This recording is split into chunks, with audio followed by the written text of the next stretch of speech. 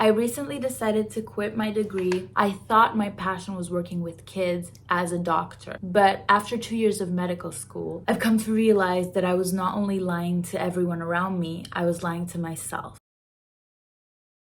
So let's start with how I started deciding about medicine. My dad is a doctor, so I always knew that it was a good profession. He's very, very happy with his job. He loves it so much. He comes to work and he's just happy. Like, he comes back from work and he's just so satisfied with his job. So when in high school I did biology, chemistry, I always said, I'm gonna be just like my dad, I'm gonna study medicine. And my mom's a ballerina, and when I said I wanna be a ballerina, she was like, there is no way in hell you, sweetie, are gonna be a ballerina.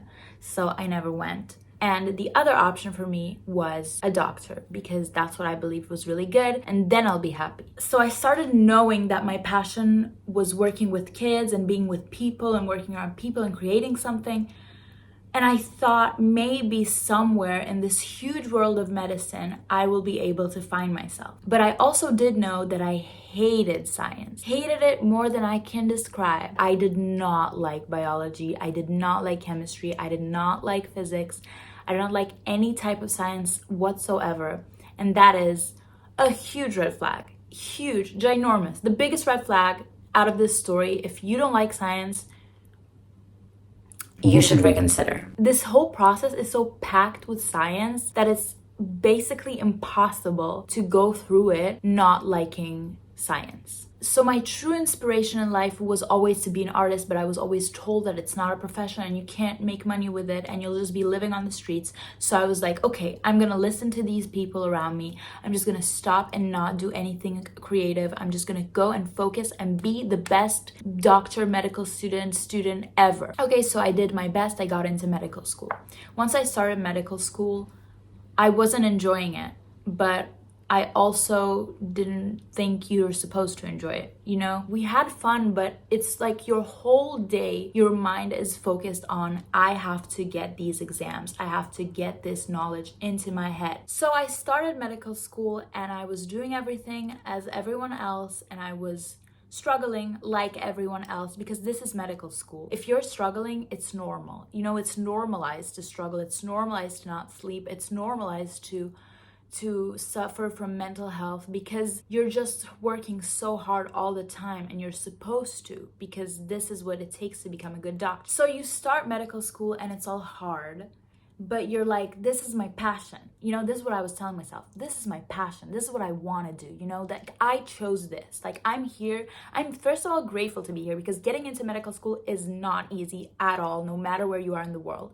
So you get into medical school and then you're like, okay, I should be grateful to be here, you know? Like, I should be grateful to even be here. The fact that it's hard is like, I should have known this. Like, I should have. So I kept pushing myself. I finished first year. It was really hard, but I just said, you know, the first years are the hardest. The second year started. I was doing good. I was doing better than first year.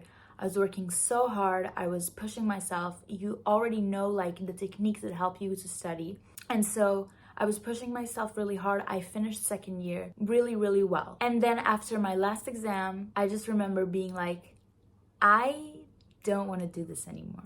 I can't do this anymore. Like, why am I doing this? Because usually you're supposed to have your why, you know? Why am I doing this? Oh, I want to work with kids. Your why is you want to work with kids. And I was like, yeah, thinking logically about this is not the only way to work with kids. And at the end of the day, will I be working with kids, or will I be working with their parents and their diseases? And that was huge for me. I think after a while in medical school, I really lost sight of what it feels like to be passionate about something. And I just was going through the motions. And it's like making me a little like teary-eyed. But I remember when I decided to quit, when I told myself finally that, like, I'm not gonna do this anymore, it was like a whole world of opportunity just opened up. And for the first time in years, I felt like I have something to be excited about. You know, like, I can work with kids in the hospital by making something creative for them. I can go and make videos. I can go and make art. I can go and study something that actually lights up the passion in my soul, you know? I was trying my best to be someone who just wasn't me. I never liked what I was doing. I never once picked up a book and was like, this is cool. Like, even just this little fact, this is cool. Like, every single time I would read something in a book, it always felt like work. I don't know how to explain it. It just always felt like, I don't want to do this. You know, like, I'm doing this as a means to an end. I think this is another really big red flag. If you feel like every single thing, and I don't mean like, oh, I don't like this certain part of histology, or I don't like this certain part of anatomy. I mean, if every single thing seems like a chore and seems just like something that you're doing and you're not even getting a little spark of excitement, you know, a little tiny spark of excitement of like, oh my God, this is so cool. Because I would be sitting with my friends and my friends would be like, oh, this is so cool. And I would just be sitting like, when will this be over? Like, this is so boring. I can't get through another hour of this. So hard to admit it, but when you finally admit it, it's like, my body was just like, I'm free, you know. It was crazy. It was crazy because you finally feel like you're really set free, like you can do what you want to do. And I'm so blessed to be in the situation where the people that I care about support me and they support my decision and they accept it. So after 2 years, I had 4 more years to go, and I was just like, it's now or never, baby. And I pulled the trigger and I quit. I felt scared, terrified, but also just so relieved. I couldn't lie to everyone around me and I couldn't lie to myself anymore. So do I think you should quit medicine? No. Do I think you should be honest with yourself? Yeah. Do I think medicine is for everyone, just as I used to think? No.